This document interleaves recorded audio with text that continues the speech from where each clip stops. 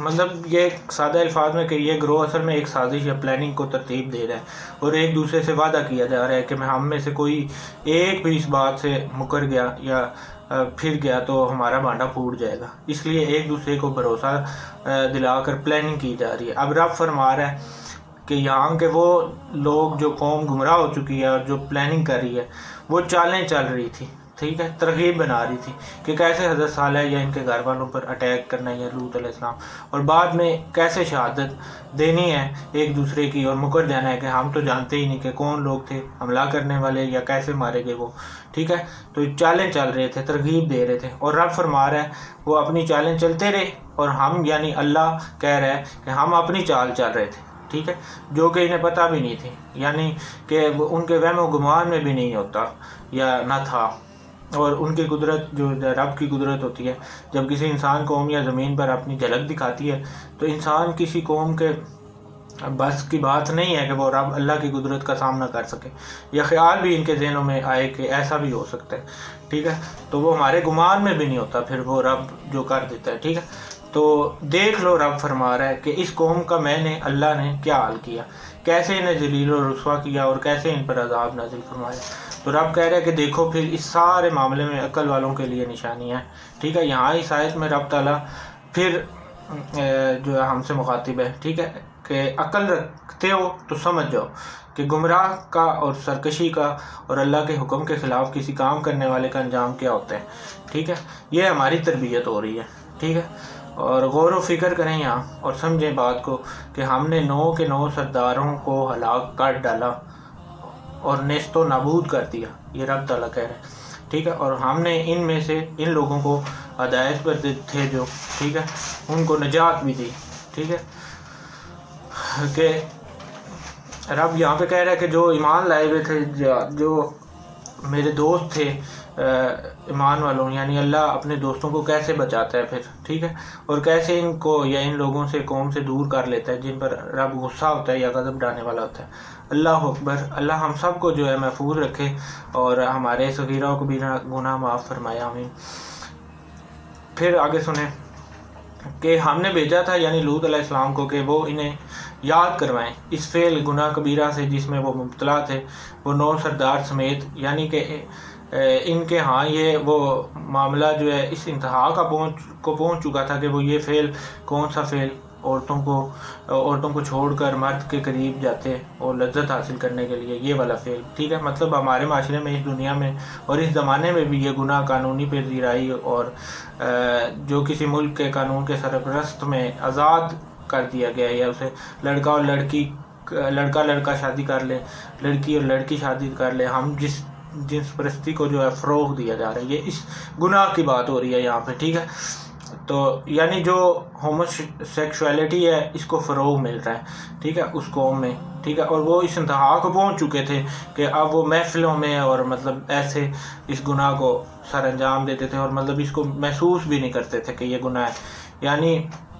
ہم جس پرستی کو لیگلی قانوناً جو ہے آزادی کے ساتھ یہ گناہ کرنے والے اور پھیلانے والے میں کوئی روک ٹوک نہیں ہے, ٹھیک ہے, نہ تھی. مطلب ہماری انتہا بھی وہاں پہنچ چکی ہے, ٹھیک ہے, یا اس کے قریب ہی ہیں ہم کہ ہم اس گناہ کو سمجھ ہی نہیں رہے ہیں. تو غور کریں, اپنے معاشرے میں دیکھیں, ہمارے محلوں گلیوں میں بچوں کو لالچ دے کر کسی بھی چیز کا, پیسے کا, یا انہیں جو بلیک میل کر کے جنسی درندگی کی جاتی ہے, تو یہ عام سی بات ہوگی اب پاکستان میں. تو ہمارا دھیان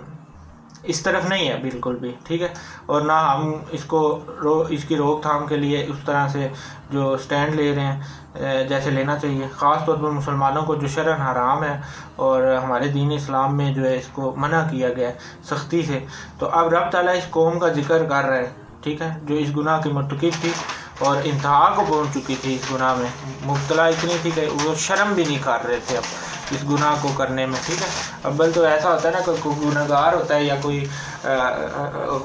گناہ کرتا ہے انسان تو وہ چھپ کے کر رہا ہوتا ہے, ٹھیک ہے. اس کو مطلب معاشرے سے, قوم سے یا اپنے رشتہ داروں سے ڈر لگ رہا ہوتا ہے, سوسائٹی سے, مطلب وہ ڈر کی وجہ سے کہ سوسائٹی میں بے عزت ہو جاؤں گا یا اس طرح کی کوئی چیز, اپنی عزت بچانے کے لیے وہ چھپ کے گناہ کرتا ہے, ٹھیک ہے. پھر وہ چاہے جو بھی گناہ ہو, ٹھیک ہے, کوئی سرعام گناہ نہیں کرتا. لیکن وہ اس انتہا کو پہنچ چکے تھے کہ وہ سرعام اس کو کرتے تھے اور اسے جو ہے وہ گناہ سمجھتے بھی نہیں تھے، مطلب بے حسی کی ایسی انتہا کو پہنچ چکے تھے۔ تو یہ عالم تھا کہ اس گناہ ہی کو سمجھ نہیں رہے تھے وہ، مطلب کہ لگے رہو یا لگے رہن دیو سانوں کی، ہمارے بچے تو سیف ہیں، ہم بھی ایسا سوچتے ہیں، تو ہم خود کو اور اپنے بچوں یا بچوں کی فکر میں ہیں، جو بالکل بھی کافی نہیں ہے اور نہ جو ہے ہمیں نجات دلا سکتی ہے۔ تو اس گناہ کو سامنے رکھ لیں، لوتی بازی کہنا یا لوتی بازی اس کو کہنا یا یہ ورڈ استعمال کرنا میں نہیں کرتا، کیونکہ اس کے بارے میں مجھے صحیح علم نہیں ہے کہ اسے واقعی لوتی بازی کہا بھی جاتا ہے کہ نہیں۔ تو اس کے مترادف ملتے جلتے جو الفاظ ہیں اس گناہ کے وہ استعمال کرتے ہیں۔ ہم جنس پرستی، گے، لیسبینز اور جو چائلڈ پورنوگرافی ہے یا اس طرح کی جو چیزیں ہیں وہ اس کا تعلق انہی سے ہے، ٹھیک ہے۔ یہ سب گناہ جو ہے کہ اسی گناہ کی قسمیں الگ الگ طریقے جنس کے مطابق ترتیب دی ہیں اور جو انہیں نام دیے گئے ہیں، ٹھیک ہے۔ اور سامنے رکھ کر رب کے اس پیغام یا اس بات کو بھی ذہن میں رکھ کر موازنہ کریں اپنے اپنے گرد، جو اپنے اپنے محلے میں، معاشرے میں دیکھیں، غور کریں، فکر کریں کہ آپ کو سمجھ آئے کہ یہ گناہ کس انتہا کو پہنچ رہا ہے یا کیسے بڑھے، ٹھیک ہے۔ تو ہم نے خود بچنا ہے، ٹھیک ہے، معاشرے کو بھی بچانا ہے اور پھر اس کو روکنا بھی ہے، اس کے لیے بھی عملاً کام کرنا ہے، ٹھیک ہے، روکنے کے لیے، تب کہیں جا کر ہم جو ہے نجات والوں میں شامل ہو سکتے ہیں، وگرنہ کسی صورت نہیں ہو سکتا کہ بے حسی ایسی ہو کہ صرف اپنی سود بود اور اپنی فکر میں ہو یا اپنے بچوں کی فکر ہو، دنیا معاشرہ جو ہے وہ باہر میں جائے یا ہماری کوئی ذمہ داری نہیں ہے یا ہم سے پوچھ نہیں ہوگی۔ تو یہ ہم غلط سوچ رکھتے ہیں، صرف ذمہ داری نہیں بلکہ ہم سے پوچھ ہوگی کہ تم نے اس گناہ کو برا جانا بھی کہ نہیں، اور اگر برا جانا تو کیا اقدام کیا ہے، کتنا پیسہ، طاقت، انرجی لگائی ہے، ویسٹ کی اس کی روک تھام کے لیے، یا یہ ضروری اور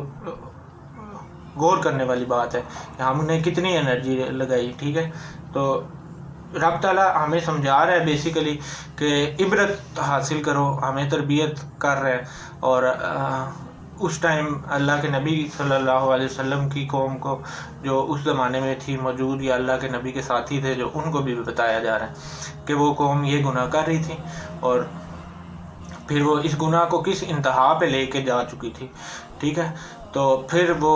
اس کے ساتھ رب تعالیٰ کہہ رہا ہے کہ میں نے کیسا معاملہ کیا اور کیسے ان کو جو ہے ان کے گھر اب جا کے دیکھو ویران پڑے ہیں ان کے ظلم کی وجہ سے، یعنی کہ وہ اس گناہ میں ایسے مبتلا تھے کہ وہ اسے گناہ سمجھ ہی نہیں رہے تھے، ٹھیک ہے۔ تو رب تعالیٰ ہمیں بتا رہا ہے کہ دیکھو وہ گھر دیکھو جا کے ان کے ویران پڑے ہیں، ٹھیک ہے۔ تو غور اور فکر کرو، عقل والوں کے لیے رب کہہ رہا ہے کہ اس میں نشانی ہے، ٹھیک ہے۔ تو اگر تم عقل رکھتے ہو تو سمجھ جاؤ کہ رب تعالیٰ ہمیں کیا کہہ رہا ہے یا ہم سے کیا کہا جا رہا ہے، ٹھیک ہے۔ تو ہمیں اس کام کو جو یہ عام ہو گیا، ٹھیک ہے، اس پہ بھی فوکس کرنا ہے، اس کو دھیان میں رکھنا ہے، ٹھیک ہے۔ جیسے ہمارے ملک میں بھی اب اس کو لیگلائز کرنے کے لیے جو قانون سازی ہو رہی ہے، ٹھیک ہے، ابھی ریسنٹلی پچھلے کچھ منتھ پہلے جو ہے قانون میں ایک شک ایسی لائی گئی ہے جس میں وہ آئی ڈی کارڈ میں وہ جو لڑکا چاہے یا لڑکی چاہے وہ اس حساب سے اپنی جنس تبدیل کر کے لکھ سکتی ہے یا لکھوا سکتے ہیں آئی ڈی کارڈ پہ۔ تو مین چیز یہ ہے کہ جب وہ وہاں پہ چینج ہو جائے گی تو نکاح کا خان کو جنس سے جو تعلق ہوتا ہے، ٹھیک ہے، وہ آئی ڈی کارڈ پہ اگر لڑکا لکھا ہوا دیکھے گا تو وہ لڑکے کی شادی جو ہے کروا دے گا لڑکے سے، اسے تو وہ اس پہ لکھا ہوا لڑکی سمجھ آئے گا نا، اصل میں وہ لڑکا ہو، ٹھیک ہے۔ مطلب یہ نکاح کا خان کی بھی ایک نکاح کرنے کو بھی کے لیے بھی ایک اس کے لیے بھی ترغیب ہے یا اس کے لیے بھی ایک راستہ نکالا گیا، ٹھیک ہے۔ اصل میں ہم غور نہیں کرتے، فکر نہیں کرتے اور ہمیں سمجھ نہیں آتا کہ یہ کیا کس طرح سے کیسے کام کرے گا، ٹھیک ہے۔ جب ہم اس کو سمجھیں گے یا اس پہ غور کریں گے تب ہی ہمیں فکر میں غور کریں گے تب ہمیں پتہ چلے گا کہ اصل میں اس برائی کی جڑیں یا یہ برائی کیسے اور کہاں تک ہمیں نقصان پہنچائے گی، کیسے نقصان پہنچائے گی، ٹھیک ہے۔ تو جب بھی کسی برائی کو روکنا ہوتا ہے پھر اس پہ غور و فکر سے اس کی جڑوں کو ختم کرنا ہوتا ہے، ٹھیک ہے، تو تب بھی پھر اس برائی کو روکا یا اس کو مکمل طور پر ختم کیا جا سکتا ہے۔ آگے نیکسٹ حوالے سے بات کرتا ہوں اسی والے سے۔